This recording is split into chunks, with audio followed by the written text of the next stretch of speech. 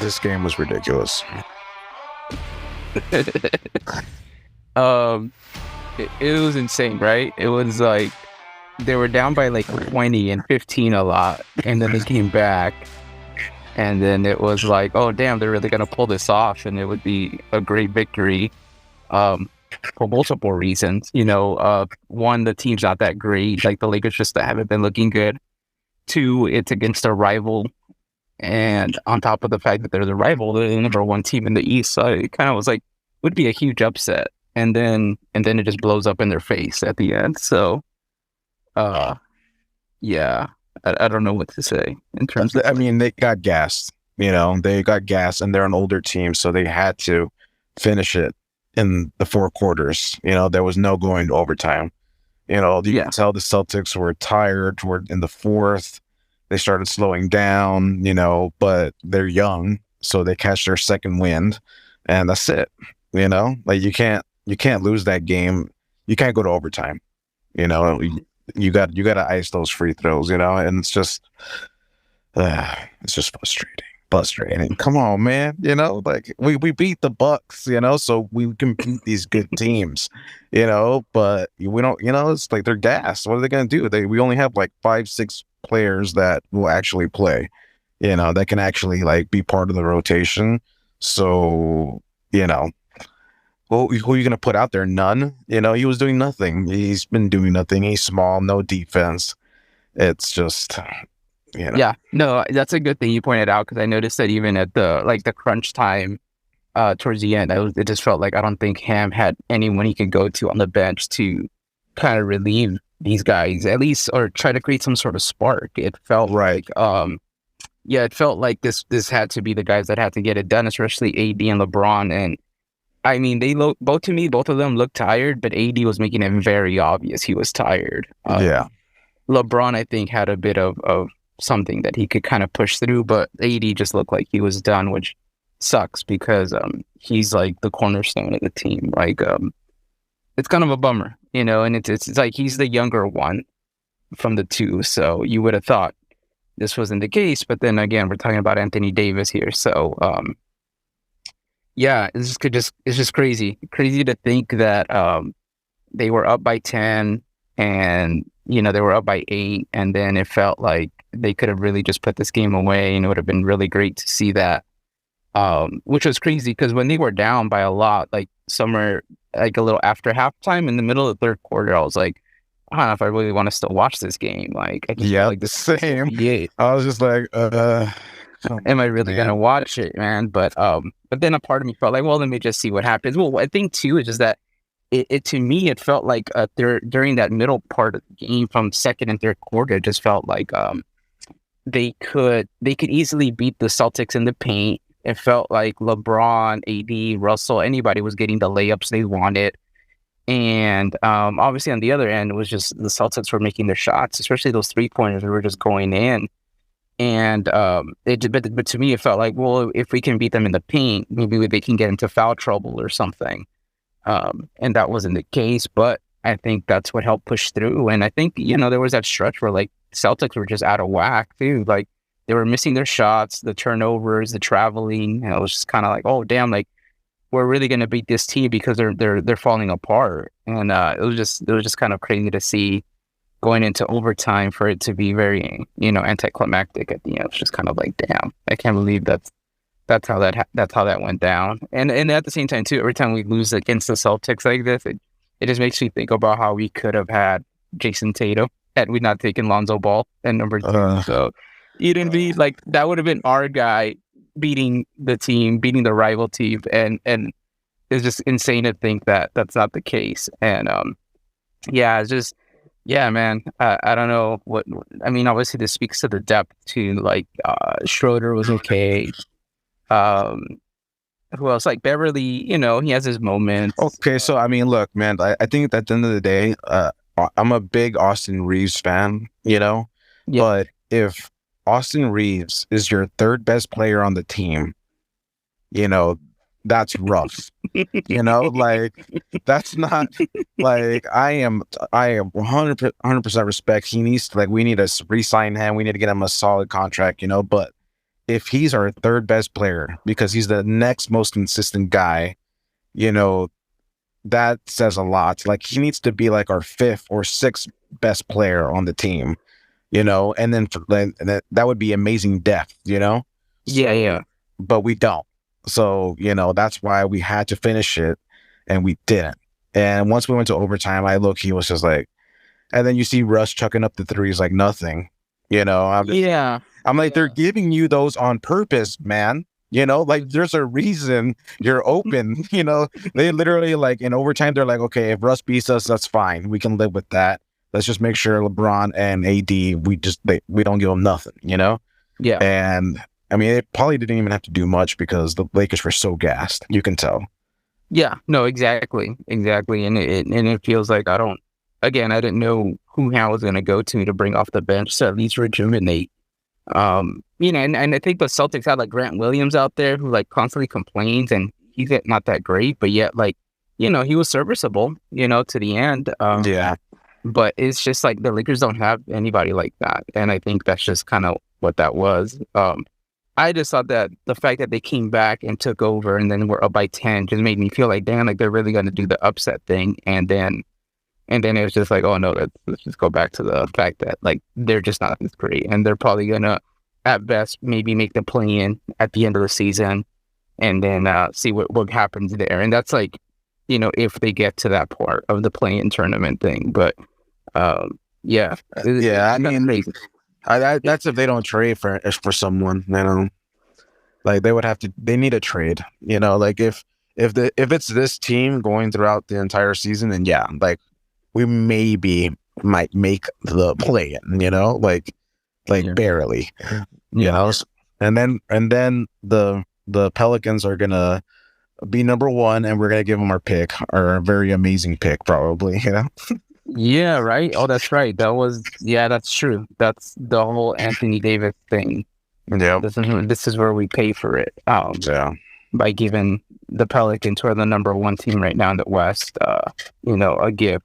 And we get a guy who, you know, is kind of scary at times. I thought he was going to get hurt, to be honest. Like, he fell a couple times, and I was just like, man, this might be it. Like, so that's just, yeah. It's just crazy, man. But it was a good game. It was a good game. Yeah, for sure. It was a great game, man. It was a great game. I was not expecting that at all. Like, I really was like, oh, damn, I'm going to turn this off in the third quarter because they're going to be down by 20 through the whole game, and there's just nothing they're going to be able to do to come back. But they really fought back, and that was really cool. It pains me to say this, but Boston was so smooth, man. Like, their shots, they're so good, man. It's honestly pretty crazy, you know? Like, it's honestly insane how and they have like 4 or 5 guys that can all do that, you know? Yeah, exactly. And I thought it was interesting the halftime when they asked, I forgot who got, I think it was Kenny that got asked, like, do you see them beating the Milwaukee Bucks if they're in the Eastern Finals again? And you kind of feel like they got a shot, you know, because they're really well put together, which is insane given that they had that whole coaching debacle that happened in the offseason. I thought that was going to demoralize them, and it feels like it really didn't affect them at all. So, yeah, it's just crazy. Yeah, so I mean, I think I probably have Celtics over Bucks, you know. I mean, and they can even use us as a gauge, you know. It's like, okay, well, these two teams, you know, obviously are good, and we beat the Bucks, and we could have beat the Celtics, but we ended up, you know, stumbling at the end. So to me, it's kind of like we're the tiebreaker, and since the Bucks lost, I think they'd lose in the finals. I mean, the Eastern Conference Finals, you know. So far, money on the Celtics for sure. Yeah, I saw that I think before the season started, I had seen that like Tatum, I believe, was I think it was like 12-1 odds for MVP. I'm pretty sure they've gone up since then, but that was probably a good bet to take before the season started. Then you're probably gonna cash out. I could see this guy winning it, really. Yeah, and then him being his moment, like he's arrived and he's now the leader of this whole franchise, and no longer just someone who they can, you know, hope that he can, you know, get better and be the next guy. But he is that guy now, I think. And that's just really good. I just keep thinking about how the Lakers could have had him, but whatever. We would have traded him. you know, like it's just we had Magic there. Magic would have traded him for like something stupid, So For I 80. don't know. Yeah, yeah, no, we wouldn't. We probably would have ended up in the same thing, because I don't know. I feel like we never do a good job with our picks, No. Yeah, the Lakers have not had a great run so far in drafts. I feel like even this season, this team's just kind of just put together whatever kind of spare parts we have, and it's just interesting seeing how they're kind of having their up and downs, but yeah, I don't know. It's weird because they got that LeBron James silver lining around them that always keeps in the conversation. That's why I understood when Chuck was saying, like, why do we have to keep talking about this team? Like, they're not that great. And I was like, yeah, no, we shouldn't be. But that's how the media is. They love big market teams, and that's what they want to see. So, well, I mean, in all fairness, we put on a show today. Yeah, that's why they put us on that on this kind of thing. Even though we lost and like we're not a great team, like this was probably the most exciting game of the night. So yeah, that's true. That's why it was the last one too. So that was really good.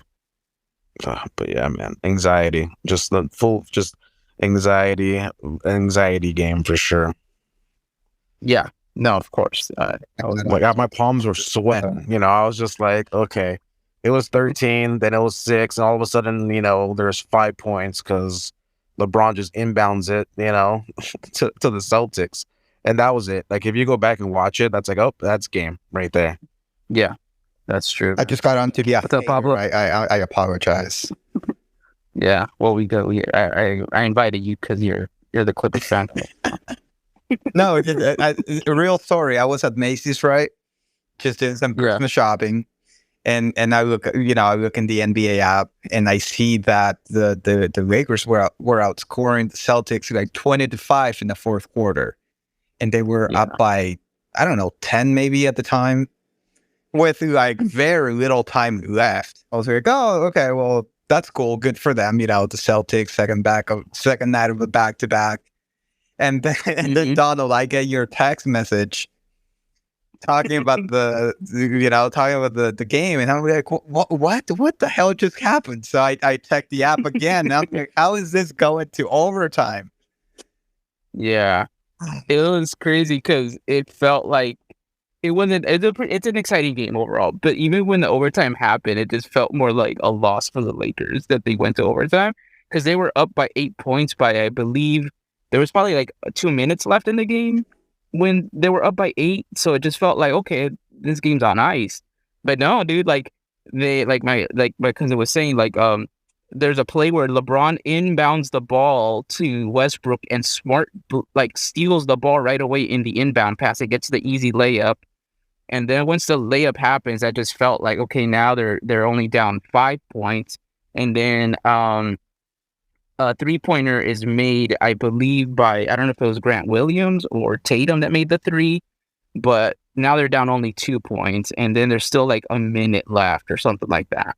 And I just watched that the Tatum shot to tie it. That's a tough shot, man. So that's what happened. They Lakers get the ball, they miss the shot. The Celtics get Lakers get the ball. LeBron tries to go for a thing, like a layup, and gives it to AD. AD gets the foul. He goes up to get 2 free throws. He misses both free throws, and then the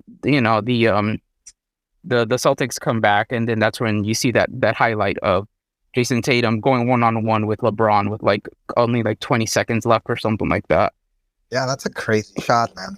And he makes it, which is crazy because there's still like 12 seconds left in the game, and LeBron gets the ball back, and he just goes and tries to kill the clock and go for the game winner, and it doesn't happen. So they go to overtime. So that's how that happened. But it just felt like at that point, to me as a fan, I was just kind of like, oh, I think this already fell apart. Like AD was tired. He looked drained. He was like not even running anymore. He was just jogging back and forth. He missed the 2 free throws because he was tired, and it just felt like he's gassed. That's it. Well, I was listening to the radio on my way back home, and they were saying that a lot of the people who played the fourth quarter, they pretty much played the entire quarter. How does that even happen? Yeah, well, yeah, the Celtics head coach had rested Tatum 5 minutes of the third quarter, and then kept him in the fourth quarter through the whole quarter, and it was just Tatum and Brown on their side with a couple guys that they switched around, like including Blake Griffin was in and out. But on the Lakers side, I don't know. On the Lakers side, exactly, it was literally like the crunch time five was literally the whole quarter, which was like AD, LeBron, Westbrook, Austin Reeves, and Walker Brown. Why? Troy Brown or Walker. You can't do that. You can't do that to LeBron, man.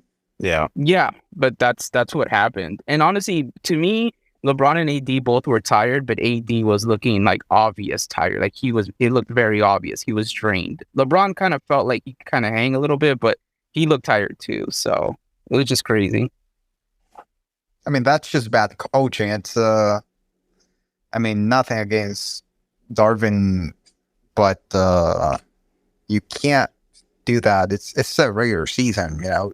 I understand you want to win, and they probably use those people to come back, which that's a different story. But at the same time, they do need to rest at some point.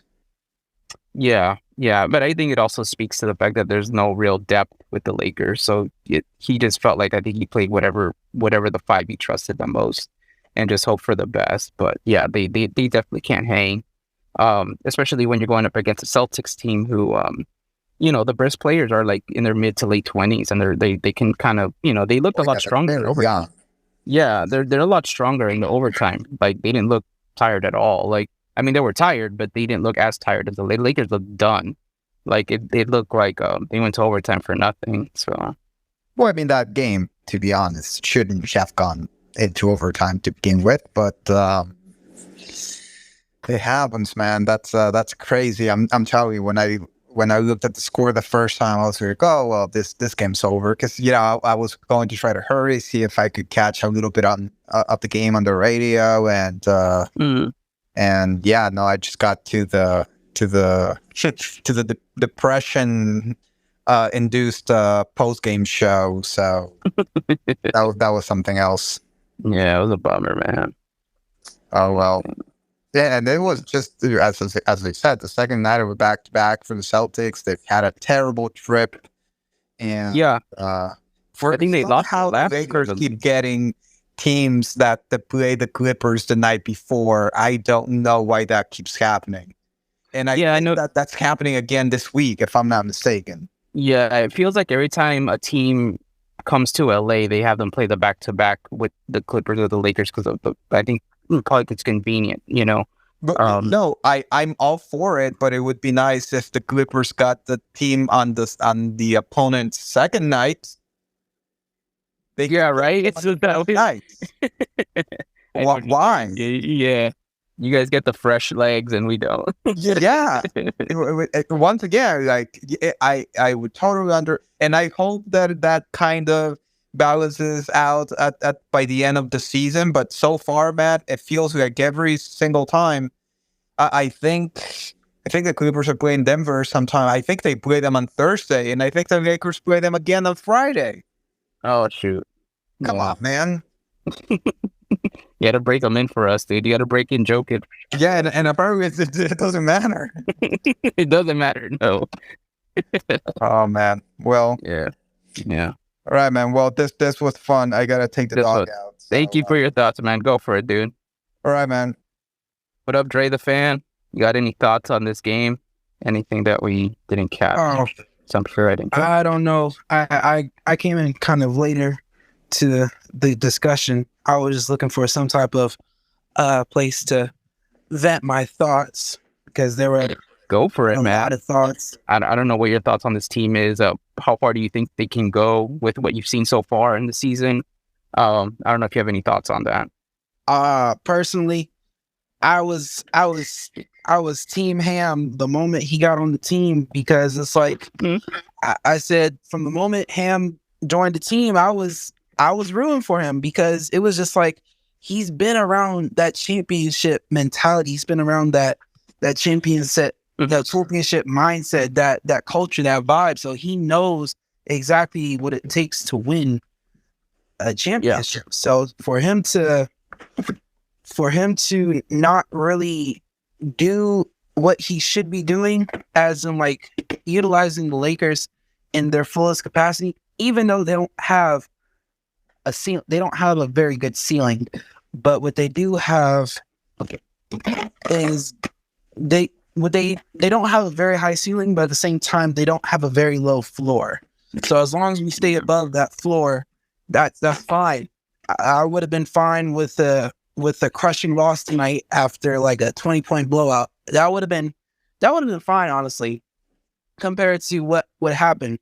I was listening to other spaces comparing this to the Philly loss, and I think this is worse than the Philly loss. I mean, both games we were down, unnecessarily down, and in Philly, the thing that I don't really see that bad about Philly is that, hey, we were down 9 points with like a minute left to go, and somehow we did it. That was a miracle. But with this Boston game, it was atrocious. It was atrocious for just about almost 3 quarters. And then there was one metric they showed on the TV that it was like a 31-5 run for Lakers. And it's like, if any team is 31-5 against another team, imagine opening the game up 31-5. Imagine how much that gives you to move around with. I get that they were falling back and stuff, and it was tough and gritty, but at the same time, 31-5 is not something that you would just blow, because then the Celtics, they went on their own run. It was like I think after that 31-5 run, the Celtics went on their own run. It was like 29-8 or 29-9. So that can't be done. And it's just, I think what really disappointed me the most was in overtime. I can understand that players were tired. That's something that that coaching staff should manage a little bit better. I get that they were needed in the fourth quarter to play the entire quarter, because AD and LeBron and Russ, they played that entire fourth quarter. They were most definitely needed for that run. But at the same time, it's like the Celtics and the Lakers were tied at the beginning of overtime. The Lakers I think they were the first to score, and then the Celtics scored, and then the Celtics scored again. So they were 2 up. That's not a time to call for a timeout. The Celtics made another 2 points. 4 points. That's a good time to call a timeout. But then time kept on going on, and then the Lakers couldn't make a shot or couldn't buy a shot, and then the Celtics going up 6. When the team goes up 6 in overtime, now that is the exact moment that you need to say, okay, let's take a look at this, because that's 2 threes we need to make. Instead of 2 twos or 2 layups, that's 2 threes we need to make. But no, what really made me upset, like genuinely upset for a good 15 minutes, was to see the Lakers down 8 points with a minute left to go. There are 5 minutes in overtime, and Ham took 4 of those minutes to call one of his timeouts. He had 2 timeouts in 5 minutes. I don't understand why he waited until the Lakers were down 8 minutes, knowing that his star players were completely drained. They were completely drained. So that's very bad, poorly managed. That's where I give him a pass, because compared to last season, he's shooting a lot better on his free throws, a lot better. So I give him a pass for that. I understand that he did this with Philly game. He missed both of his last 2 free throws with Philly. He did the same thing with the Celtics game. But at the same time, it's this OT, this game's overtime is where they fell apart. I get that they were tired, but Ham doesn't utilize what he has. He has Thomas Bryant. I don't understand why the Lakers sign players and then they don't play them. I get that there's some type of agenda to play players like Patrick Beverley, which the Lakers traded a pretty penny. I wouldn't say a pretty penny for. I consider Stanley Johnson a pretty penny, because Stanley Johnson most definitely deserved his role last year. He deserved to have stayed on the Lakers, actually. Jalen Tucker, he was a hit or miss. I think I prefer him to Beverly just because he's a bit longer, he's a bit taller, and he's not going to blow layups like Patrick Beverley did. And every now and then he'll get streaky from the three, unlike Patrick Beverley, who's 22% this season on threes. So yeah, I get that there's some agenda in playing him just because they traded an unequal amount for him. But to play him and Schroeder at the same exact time in the starting lineup, I think it's just as bad as playing Russ in the starting lineup. I think that's what's becoming clear. Russ in the starting lineup, he plays only at one speed. He doesn't really slow down until he knows that he can take the very last shot. So for him to come off the bench, that's good. That's great. I'm all for it. I'm here for Sixth Man of the Year, Russ, because he's thriving in that role. But Patrick Beverley and Kendrick Nunn and Schroeder all being on the floor at the same time, that's even more counterproductive than Russ being on the floor. And you should not be able to get worse than Russ. You really shouldn't be able to. And the fact that they are worse than having Russ on the floor, I mean, I don't know statistics or anything, but just from the eye test, it's like they're undersized and none of them can shoot. Kendrick Nunn, Kendrick Nunn literally tweeted earlier today or yesterday saying basically how he was ready to go and he just needs to play. I'm thinking in my head about this tweet during the game and I'm seeing him play. I'm like, what did he tweet for? That you aren't some star level player where you're being snubbed. Like there was a thing with the Nets with one of their rookies and he was saying free Cam Thomas because Cam Thomas, he actually plays good. So they were saying free CT and they freed him and he had a nice career high a couple games ago, which is cool. But Kendrick Nunn, I get that he's a veteran. I get that he was good with the Heat, but he was missing last season. That bone bruise was, it must have been something else. So yeah, I saw preseason. I was like, okay, cool. He got this. I think he had like a 29 point game during the preseason. He had like a couple good threes. I'm like, whoa, okay, I see where y'all kept him. And then he just declined after that. Like, he just declined. And I get that you're supposed to give your guys some games to adjust to playing styles and playing with some people, but at the same time, being 11-16 is not good. Despite it not being that far from 500, every single team in the league almost is about 500. Besides the Bucks, Celtics, and Pelicans and Suns, every other team is about 500 or a little bit above or a little bit lower or a lot lower. The Lakers are lower, and they're only going to get lower if nothing changes. I don't know what the perfect trade looks like because sometimes with the eye level, with the eye test, it doesn't always match. Sometimes statistics don't always match because, I mean, hey, Kendrick Nunn was a good pick from just statistics. He was supposed to be good, but I don't know. The Lakers, Darvin Ham needs to like I said, I get that he's a first year coach, but he's been around Mike Budenholzer since his Atlanta Hawk days. And that's been a minute because the Bucks have only been good because of Mike Budenholzer, and that's been for what, like the past 5 years. So yeah, he definitely knows what good basketball looks like, and it's on him. This loss is on him. This loss is on. I give AD a pass on those 2 free throws because, like I said, he's much better than last year. But if I was to weigh this on a certain somebody or point my finger heavily at somebody, it'd be him. I don't understand how you time manage like that. You go 4 minutes without a timeout in overtime. There's only 5 minutes in overtime, so I don't get that thought process. I was screaming in my car after that loss. Yeah, dude. I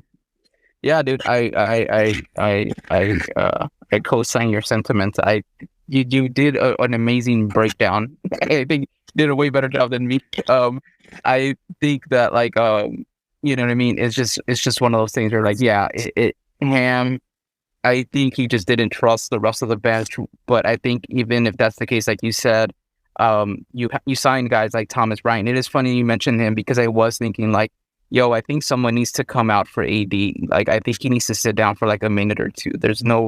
He looks done, and it's not fair.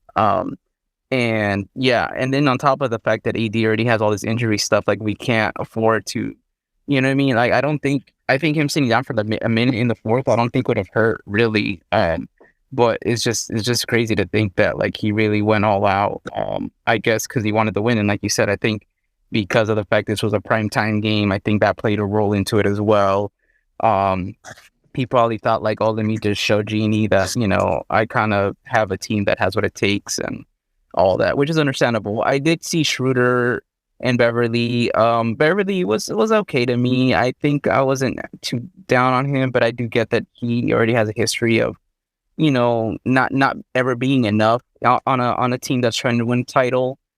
Schroeder to me looked like he got like beat a lot every time he was in it. And I felt like, okay, I could see why you're not in it after a while, because you're just getting beat up a lot and you're getting beat. You're not really on it. I don't know. I felt like I remember when we first got Schroeder years ago, that was the whole selling point was that, you know, he had 3-point game and he's like the point guard that LeBron could use and whatnot. And I don't know what's going on now with he's kind of up and down for me at this point, but definitely in this game I just felt like, oh dude, this team's beating you up and you and it can't be you.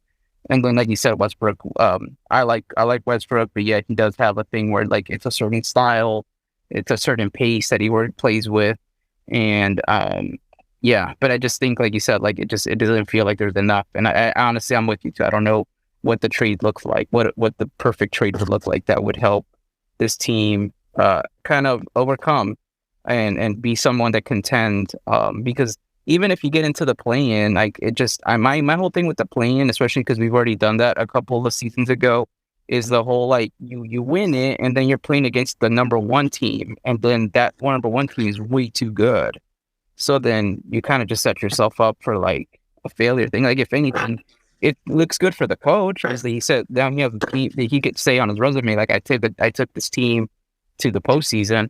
But I don't, you know, for me it's like you have to have a strong team to go all the way, you know. Again, like I think when LeBron took the Cleveland Cavaliers, I think they were at number 6 seed that one year, took them to the finals with the Warriors. Like that was kind of like, I think that's just an outlier. Like that doesn't really happen. You have to be in the top 4 at least, if not the top 3 to really get there.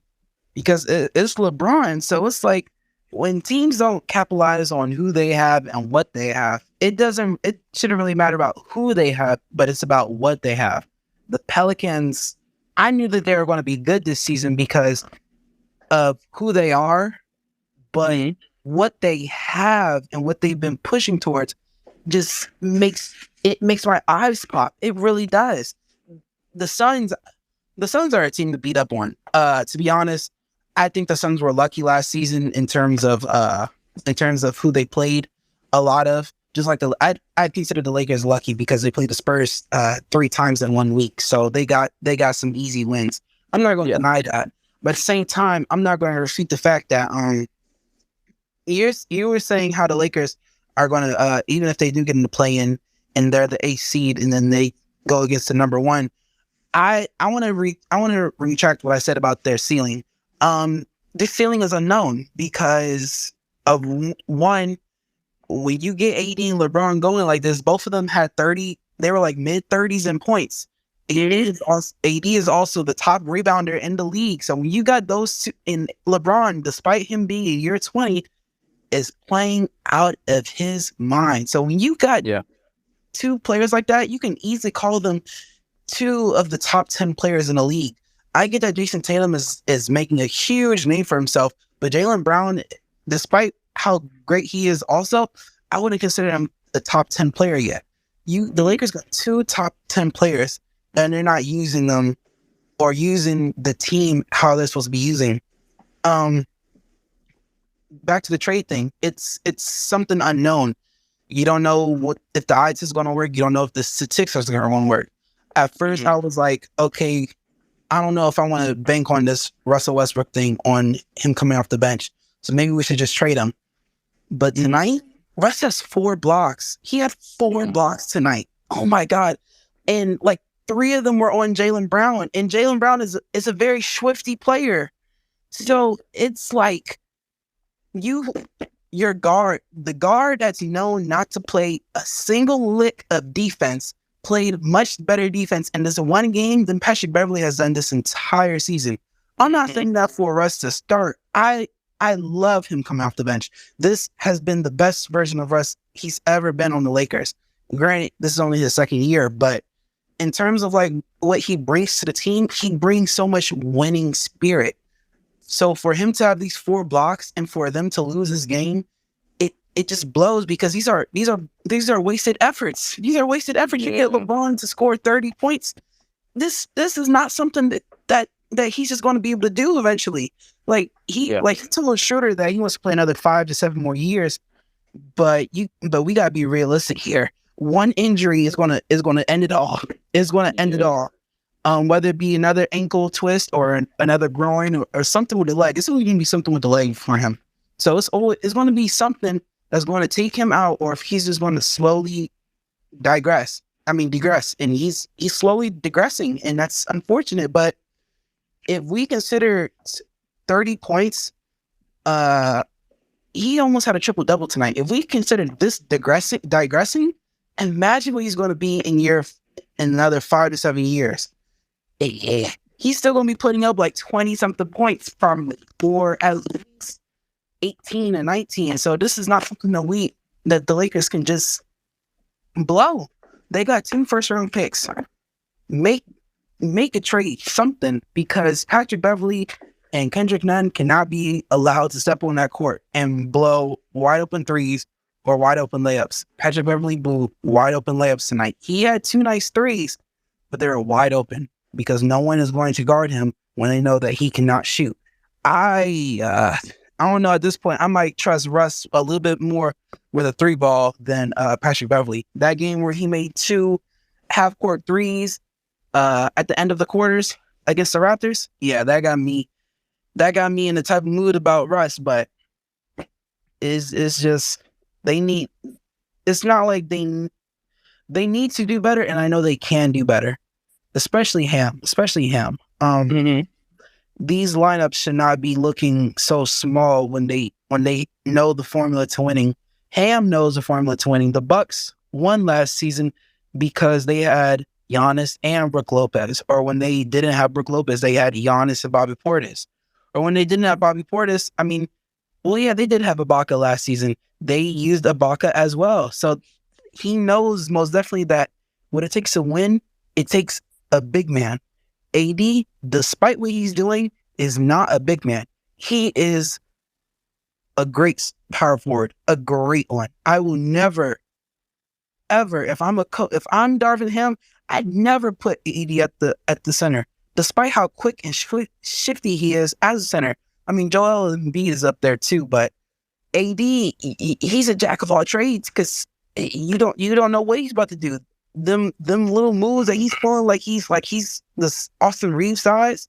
Their 2-step is like very similar. So yeah, they got Thomas Bryant, they got Damian Jones. I wouldn't play Damian Jones just yet because every time he's in the game, he can't catch a pass, and we can't be having any more turnovers because you can't catch a pass anymore. I'd rather you have a turnover because you got the ball stolen. But if you can't catch a pass or you can't make the dunk after the pass because of a little bit of contact, then they shouldn't be in the game. So I'd put Thomas Bryant at the center, AD at the 4, LeBron, of course, at the 3, because there's no other 3 in the entire league who's going to be able to check LeBron at all. Yeah. I put Austin Reeves at the 2 because why not? How has he not deserved it? The Lakers came back tonight because of Austin Reeves' help in the second quarter. He kept things stable. I wouldn't say he helped them come back, but he kept things stable. Austin Reeves is doing way too much off the bench not to start. Yeah. Whereas Patrick Beverley and Schroeder, they're not doing enough to be able to start. So I'd probably do Lonnie Walker. I'd probably put Lonnie Walker or Reeves at the point guard. I think Reeves is he's not experienced, nor is he a veteran, but he's knowledgeable. I'm saying this is only his sophomore year, but it's clear that he's very knowledgeable about how to facilitate and how to move the ball. So him or Lonnie Walker will be good at the point, and then either one of them who's not at the point goes at the shooting. LeBron at the 3, AD. The only power forward in the league I think who can check AD is probably Giannis, and Durant. And barely Durant, because Durant's more so offense. But Giannis is probably the only power forward in this league who's going to be able to check AD at the 4. And at the 5, I put Thomas Bryant. Even though I don't really trust him at the 5, it give AD a break. You know, we don't need him averaging 30 points a game. We shouldn't need him to average the most rebounds in the game. We shouldn't need him to average a double-double with like 3 blocks a game, even though that's great. We should have him and LeBron on manageable minutes. So then when it comes playoff times, they are here instead of somewhere else. Their legs are still under them instead of broken, because these minutes, I get that this is OT and this is a hard fought game, but this is Ham's fault. This is Ham's fault. He's putting these lineups on the floor and they just don't work out. And he digging themselves into holes. Sometimes it's the player's fault, but this is probably the second or third time where I watched the entirety of the game. Because I'm a LeBron stan, but I'll watch the Lakers play and I'll root for the Lakers whenever they play because I think they have a great shot. I'd love to see them win another championship. Half of it is because of LeBron, but the other half is so then Russ is also getting a championship. Everyone's getting another championship. They're really proving doubters wrong, but it's like they just can't do it. They have the formula right in front of them, right in front of them. Everyone knows that if the Celtics had Robert Williams would have made a difference tonight, and it makes sense because he is a center. He's a center. He's not some power forward trying to play center. Him, Al Horford, these are centers, actual centers. I'm not saying AD can't play center, but he doesn't have I don't think he has the body type for it. Nor does he have the strength for it. He's big and huge, of course, but compared to these other centers, compared even to Giannis make AD look kind of skinny. Just a bit.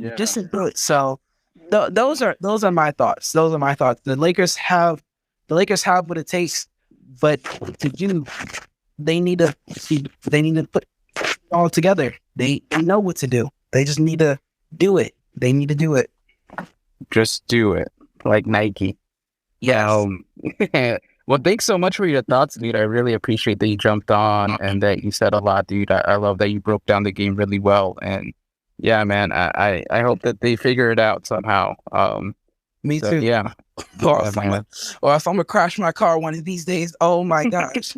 I'm telling you, I was moaning and groaning in the car, and I was about to pull my hair out. I ran my hand through my hair.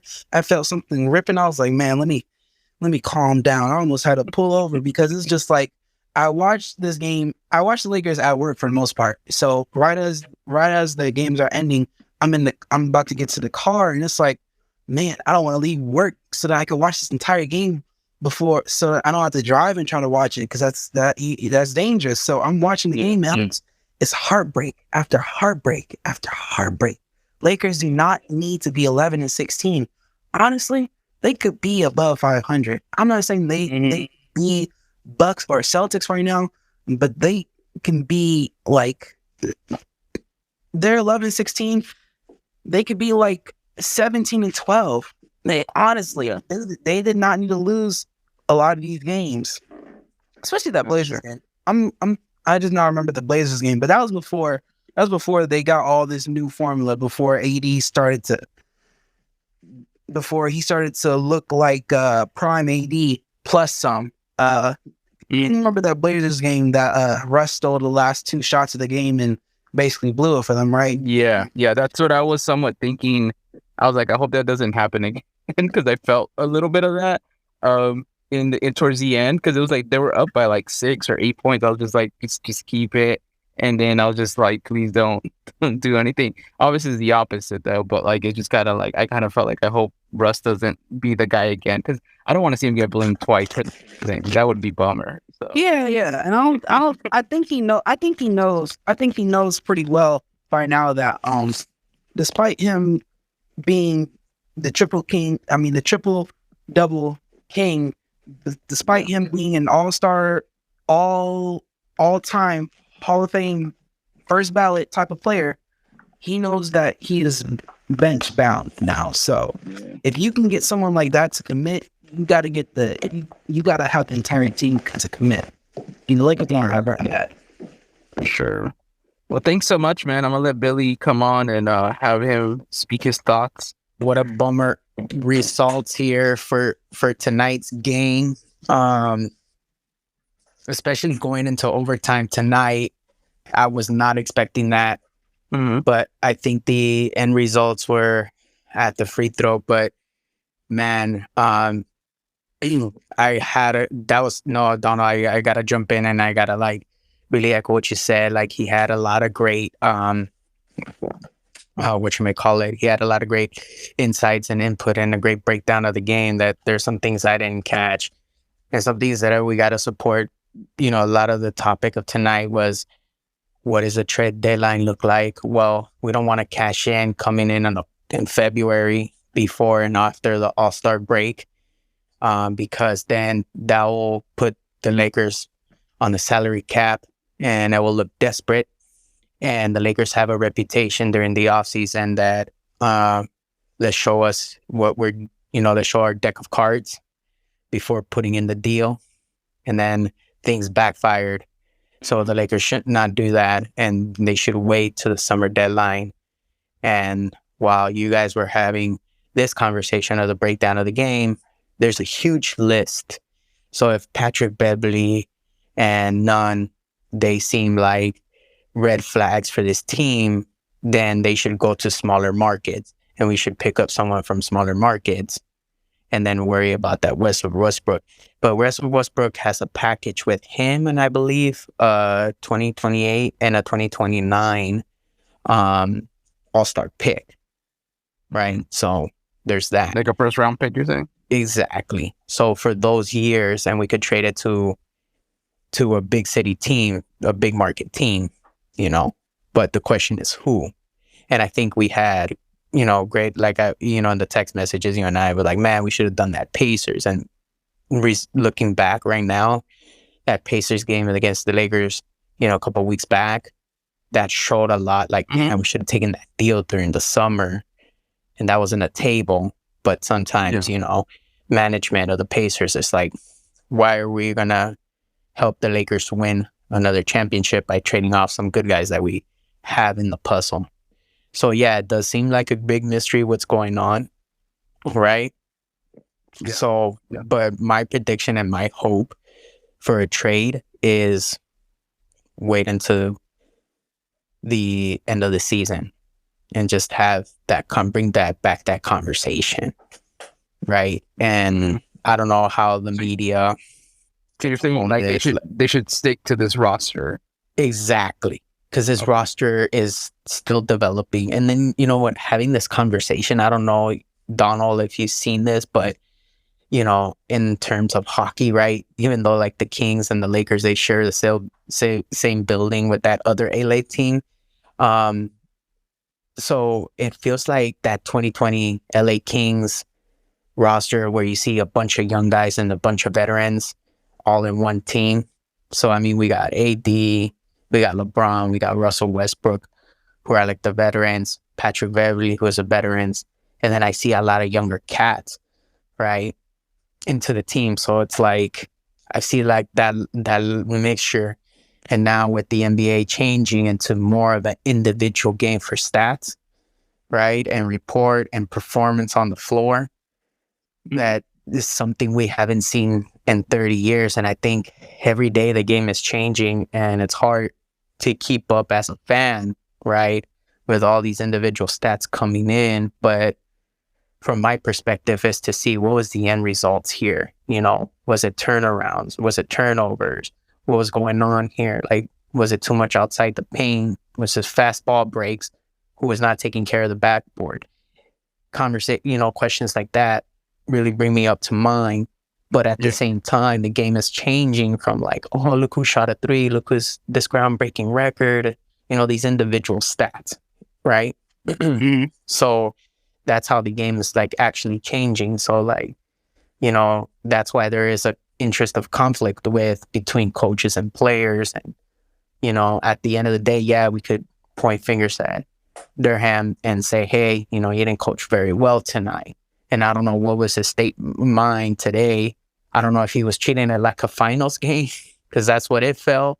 After hearing this breakdown and seeing the game, it's like, how come you're not subbing in? It's 5 minutes into the OT, but like, treating this like a finals game, I don't know. That's kind of weird. And we do need that dependent big guy to have AD be pulled out of the game and have a great substitute for 2 to 3 minutes and tops. And my favorite formula of always is making sure, and I don't know, I don't know if you haven't noticed this, but like, key role players like AD, LeBron, and then a +1 should be rotated out when the mark of 7, like let's say it's in the quarter, right? Quarter has 12 minutes, right? So between minute 12 all the way to 7, sub your key players out and sub them in, and have that rotation. And then by the time 2 comes out, give them, make sure, take advantage of those commercial breaks, timeouts, or that 20-second timeout for re-energize your key players. I don't see that in today's game. Maybe there is advantage of times when coaches have to challenge the calls to rest their players. And then we're like, let's just challenge that call. And we see those repetitive, repeats of the replay. What is called a foul? And everybody's analyzing, is this a foul? Is this a fair call? What are we challenging here? And we see it all over. And, this gives an advantage to rest the players because it's a 40-minute plus game. But at the same time, I'm not seeing this great rotation of like this. And then also, as mentioned earlier, right? And the conversation was like, hey, we got to sub in, we got to have dependable bench. Well, that's true because look what happened last season with Frank Vogel. He had to come with 60 plus rotation in a single year. And then the front office were like, well, it just didn't work out between us, and they had to fire him when in reality it's like, the guy didn't even ask for help. Be like, hey, I made like about 62 rotations before the 80th week. That, that shows enough. Like, my players are not on full deck. I need help here, and that's something Vogel should have. And I hope this doesn't happen to Durham because, man, like he's a great coach. He's a great individual, right? But at the same time, we cannot adapt to plays of like 20 years ago, 10 years ago, not even 3 years ago, dude. Fast the game has changed its playing, as I explained it earlier. But at the same time, you got to have those who are on deck. You got to have your players healthy, and you got to have a reliable bench. But, to circulate back all this together, to tie all this together is that we need a strong bench. We need to wait. We need to wait to the off season, to have a great trade, a dependable trade, take care of the health of the players, right? And then really, really take care of like very important games, and especially to those who are in higher ups, when I mean like higher teams that are between seeds 4 and 1, right? And take care of the most important things. And then what sucks about the Lakers though, in a blink of an eye, where they're doing the Grammy road trip again, where they're on the road for 7 to 10 games. And honestly, like that's when Lakers struggle on the road, especially when they have back-to-back games. Like for instance, they could be in Detroit on Tuesday and then they have to go to Minnesota on Wednesday and play Minnesota. That's when they fall apart because they didn't, the traveling plus the cold weather plus, like I just played yesterday. Their body is not Yeah, back-to-back games can exactly, and especially when you have your veteran team, right? When you're older, like you're when you're like LeBron's in each back-to-back games affect you, so yeah, that's the tough part because I mean the Celtics were just here playing the Clippers yesterday and they lost, but now they won, and you would have thought that this would have been the game that they lost to because they already played yesterday and they're kind of tired, but that doesn't happen when your star player is like 24 years old. So, it's just like, And plus with that mentality the Celtics have, like, oh, dude, remember we're on the road, plus we're on the West Coast, plus, we lost against, the Warriors, and Lakers and Warriors are not too far from each other. They're in the same state, just, 300 miles apart, plus, right, this is all takes an effect. Like, we got to take care of business now because we didn't take care of it during the final. So probably having that killer mentality, that vengeful mentality. And when I saw, the beginning of the game, I was like, man, 21-7. That's why I texted you. Oh, yeah. Boston is in the lead in the race. For number 18. This shows, proof of that we're in the lead. Yeah. But let's not forget, we're about a couple months away where Lakers are going to go to the Garden, and they have to really take care of business because, the Garden is the mecca of championships, right? When it comes to a Celtic team. Mm-hmm. And the only place that we could crush the Celtics is the Lakers at the Garden. Yeah. So hopefully, they're healthier by then. They're more restful. Durham has more, more of a strategy. And it's hard to honestly be like, oh, hey, you know what? Like, let's put full on, or, let's take care of this now. Right? Like, what I'm trying to say is, Durham is like, he hardly gets the opportunity to see Eastern Conference teams and have the Lakers face them when we have our division. Mm-hmm. So it's once in a while, once in a blue moon, we see a Eastern Conference team. Like, let's take it for example, they did well against the Milwaukee Bucks in their Eastern Conference team. And, they're at playoff, if I'm not mistaken, they're at a playoff caliber team. And to show up, they took care of business, and also against the Detroit Pistons, it's hardly ever. So it's maybe twice a year, twice in a season. So Boston is that one team you see twice in one season, one at LA and then another one in Boston. So now that for learning from this experience, what can Durham do better to control the ball in his side of the court and have a great flow and not be blown away by 16, 15 points, but make it interesting, right? Like he did in the second and in the third quarter today. Make it that interesting, especially at the Garden. I don't know. Yeah, that makes sense. Oh, and there's been predictions that when LeBron shows up at the Garden, there's a theory that that's when he will break his scoring record at Boston. Okay. There's a prediction there that I saw in the summer. I'll send you the link later. The last time a Laker broke a record there was Kareem's. Right? Kareem, he broke a scoring record, and this is in the 80s. And they said that LeBron is really close to break the whole record against, Kareem's record. And there's predictions that it could be made in Boston. Yeah. Are you going to say this is not a prediction, this is a spoiler? I'm not going to say that for sure.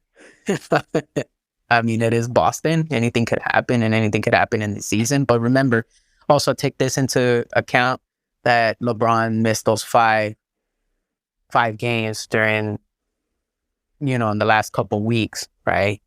Yeah. Because of health conditions. Mm-hmm. And, he had it's father time versus him. Yeah, exactly. And also take to account, he has to be a father too to support his son who's playing basketball in high school. So, that's why he needed the rest too, But I don't know, man. I mean, I hope it's Boston, so that could come into formation, and then that could be like Laker history, 2 Lakers, Kareem and LeBron, like scoring records at Boston. Yeah, that'd be good. Yeah, for sure. So I'm about to wrap up this Twitter space, but I wanted to ask you one last question before we go, and that is, how far do you see this Lakers team going this season? Very close into the play-ins, right? Very close, but a little bit heartbreaking, but a little bit of like, man, they put up a fight, to get into the play-ins, right? So getting that great opportunity, but yet we have to see it determined, because this is the thing that comes into a factor. If you guys see guys like AD and LeBron after All-Star break, they put all their force and energy that God forbid that, there's an injury. So there's that. And, there's also to the effect of, the poker cards where the Lakers show, this is where we're interested to make the trade. So that creates a lot of distraction, especially at the second half of the season after the All-Star break. So that things a lot of comes to formation. So between now and the All-Star break, they need to take care of the players, take care of business, to keep things quiet, forget about the trade deadlines and whatnot, keep that conversation out of the equation, keep the players healthy, right? And then develop a defense. Then we could get into a play-in opportunity, but I see a little bit more of a heartbreak. That's where I'm kind of leaning towards, a little bit of a heartbreak, but getting close to the play-ins. That's where I see the Lakers ending this season. Sounds good. You're very close to everybody else. I think everybody's predicting at least a play-in, and maybe they win the play-in and go and play the number 1 seed. And I don't know after that. I don't want to say. I don't want to think about it. But yeah, yeah, for sure. Yeah, man. Well, thank you so much for letting me know your thoughts on the game and joining us on this space. Thank you so much, man. Yeah, no problem, man. It was great to be here. Awesome.